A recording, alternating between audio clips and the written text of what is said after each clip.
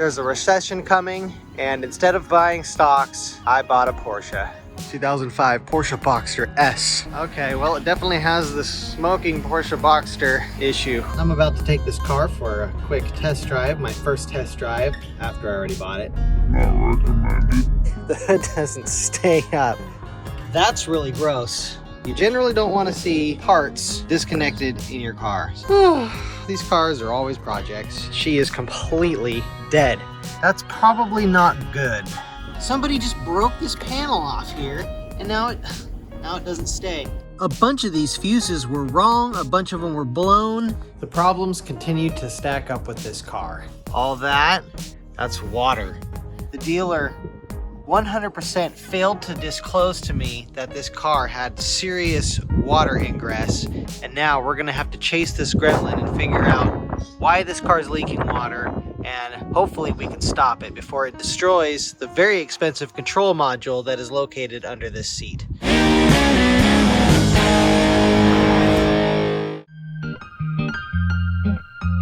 I have these two amazing cars behind me. The problem is, they're both broken. This car, my problem child car, has all sorts of things wrong with it. Today, hopefully, we're going to solve a few. The first thing I'd like to look at resolving is the leak in the top that's causing all the electronics damage in here. I just went to Hubbard's and paid $1,000 for them to diagnose why the electrical isn't working, and it turns out the electrical connectors are corroded from water damage, from water leaking in here. I've discovered that the top leaks because this does not seat properly when it's up. And there's a piece of elastic in here that, in theory, if you replace it, it will work again. And now we can access these flaps in here. Papa, what you doing, buddy? You gonna help fix the car? I'm using my boxers to repair my Boxster.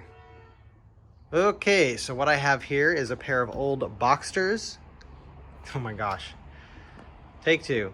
What I have here is a pair of my old Boxers, and I've got this very heavy-duty elastic strap that was on them, and I've cut it and turned it into a new Porsche part. This has been stapled to this flap here many times over, so hopefully it stays. And you can see I have taken the screw out from back there and inserted it through here, and I put some staples in it to give it some metal to hold on to. It's an ugly, janky job, but you know what? It sits back there and nobody sees it, so I'm not real concerned about it. This is a very strong elastic material. I actually stopped wearing these Boxers because the elastic was suffocating me. So hopefully it will work really well in this application. What I need to do here is I need to tighten this because I did not install this with enough tension here to hold this down properly. So I'm going to move this screw up here, and then we'll reinstall it, and hopefully this side will be fixed. Really crossing my fingers and hoping this works so that I don't wake up to pools of water in the bottom of my nice sports car. Look at that, guys. It's reinstalled. Looks like there's more tension, quite a bit of tension. I can actually feel this pulling already here. So well, let's give this the old college try. What you guys are looking for is this right here, going properly into this piece here. Here we go, here we go, here we go. Oh, after that, my Boxsters. My Boxsters are in the way of my Boxster. Alright, you guys can probably see it. I can't. So, good work. I would call that not working. Really don't feel like that changed anything here. It's not right, guys. It's not what that's supposed to look like. Shoot. Well, I don't know. If you guys have any suggestions, let me know in the comments. We have these to put in. This is a new air filter because the one inside the car is aftermarket and it has collapsed and is not oiled, so I'm replacing it with a stock one for now. This is a new air oil separator, which hopefully will solve the smoking on startup issue. And the box underneath is a set of ST coilovers. These are the ST XAs, so they are adjustable, which is nice because I should be able to adjust the car to be softer on roads and then firmer on the track.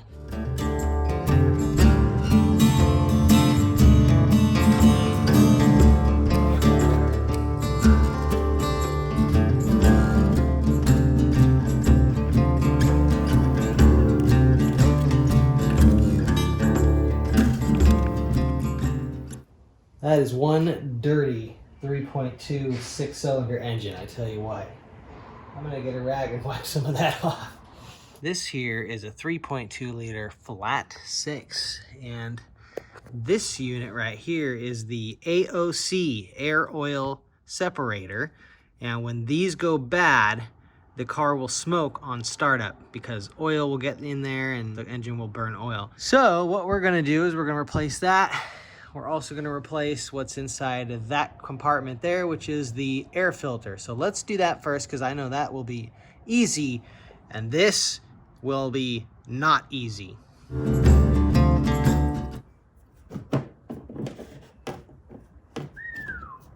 Well, they weren't lying. That is collapsed. You don't want your filter to look like that. Oh, there it is. Kind of goes in, twists, and comes out. Okay. Look at all the junk that's in this filter.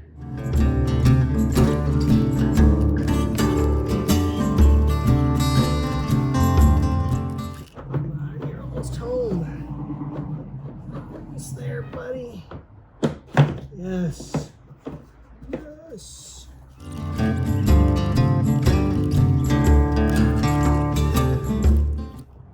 Okay, let's seal it back up.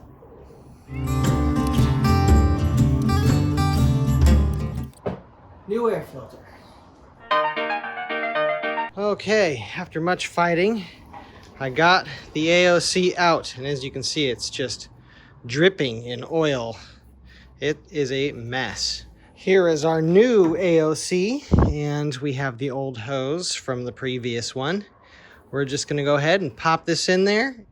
I decided that since I got this far, I might as well pull out these hoses that are dripping with oil and clean them up a little bit.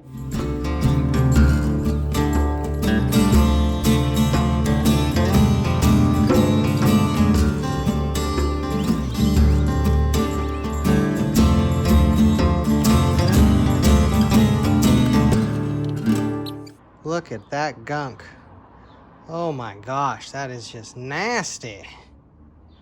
Let's get this thing all cleaned up so that this car can run so much better. Look how much carbon buildup there is in this throttle body. We'll need to get that cleaned up for sure.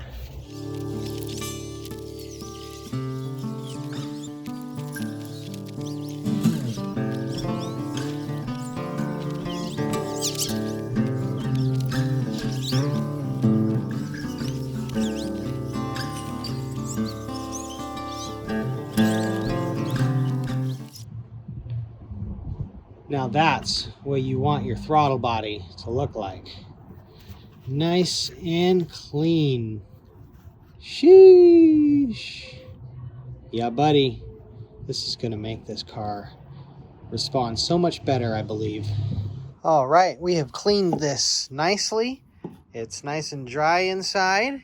There's no more oil and there's no more carbon buildup on our throttle body. And this thing, I don't know what this is, but it was full of gunk and now it's clear. So we are ready to reassemble this piece and then it will go back in the car. Look at all that oil in there. No wonder this thing was smoking. The oil is literally pooled up in this intake. I'll get these all cleaned up and then get this all vacuumed and cleaned up. And then we'll finally be able to start putting her all back together. Check that out. That's the depths of a Porsche that I honestly never thought I would be seeing. Okay, let's get this project all wrapped up.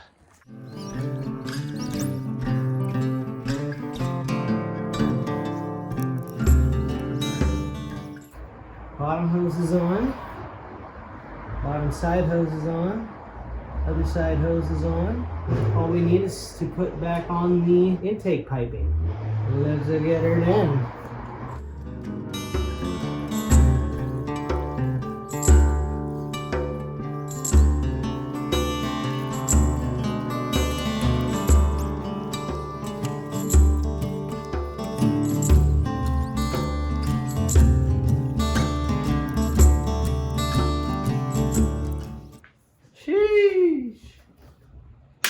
Boom. That was the last snap. Everything is reconnected. Everything's looking good. Everything's been tightened down. Buddy, this engine is as good as stock. All right, I think we did it, guys. I thought this was gonna be a lot more difficult. And turns out we made it happen. That clean engine looks so much better than it did before. We've got a new air oil separator. We've got a new air filter. We're all cleaned up inside the intake piping. And I think I have all the vacuum lines and electrical connections good. So here comes the true test where we need to actually start the car. And hopefully there's no warnings, and even more hopefully there's no smoke. Well, sounds like it's running good. All right. I don't see any issues. I don't hear any issues. I think we're gonna slap the cover back on this thing and take it for a test drive. There is a lot less smoke. There's definitely some smoke, but a lot less than there was before. Hopefully that's just burning off some residue and we'll be good to go. Look at that, the Porsche is driving great. It feels great. It definitely feels a little smoother, so I think the changes we made tonight are gonna help in the long run. Unfortunately, this will be the last time you guys see this Porsche Boxster S, at least on my YouTube channel, because it is going back to the dealer. Oh, this poor car, as beautiful as it is, this freaking top here leaks, and when it leaked, a bunch of water came through here, flooded the floors on both sides, and unfortunately all the expensive electrical components in the floors are now corroded and possibly bad, and the electrical connectors are corroded and possibly bad, and there are lots of electronics in this car that are still dead on arrival. I spent over $1,000 at the local mechanic trying to get the seat heaters and the home link to work on this car, and unfortunately they said that there was too much water damage. They said that the car appeared that it had been submerged in water. They did get the radio working mostly, although it does cut in and out a little bit, and the seat heaters and the home link are still not working, even after cleaning all the electrical terminals on the connectors and everything.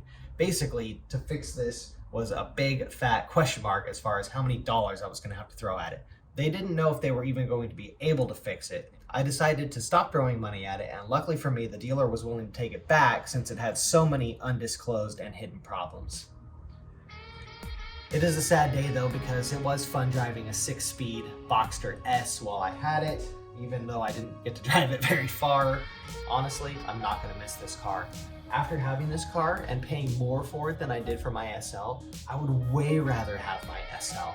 It's got the hard top, I don't have any leaky roof problems, I don't have to deal with replacing the top when it gets old. It just seems to be a better built car in general. It also has a V8. I will probably never own another Porsche Boxster because of all of what I found on this, having to deal with all of the normal problems it has and then water damage on top of it, which apparently is sort of a normal problem for these cars because the tops leak on them. I'm not impressed with it. And then there's the big question of the ISM bearing, which of course could go at any minute, which could destroy the engine, which could mechanically total the car in that way. This car is already basically mechanically totaled because of all the problems it has, and I did a small bit to help it, but it still needs a lot of work. More really than the car is probably worth.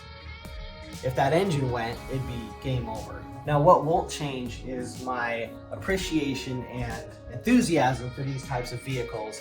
I do plan on getting another car for autocross, although it will not be a Porsche. That said, if you guys like content like this on cars like this that are about to be gone, bye-bye, but will be replaced with a much cooler and better car, please subscribe to my channel and don't forget to hit the like button. Peace out. Rock on. Here's the last cold start in the Porsche 987. Oh my gosh. I don't like having the key on that side. Here we go.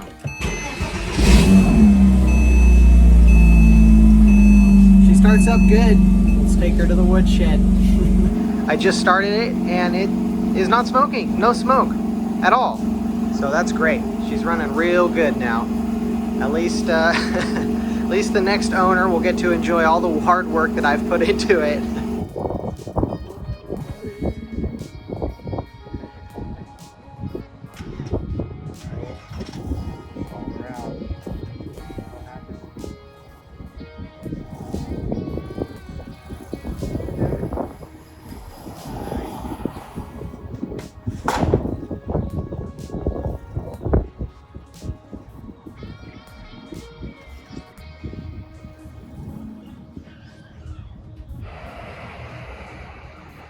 There it goes. Bye-bye.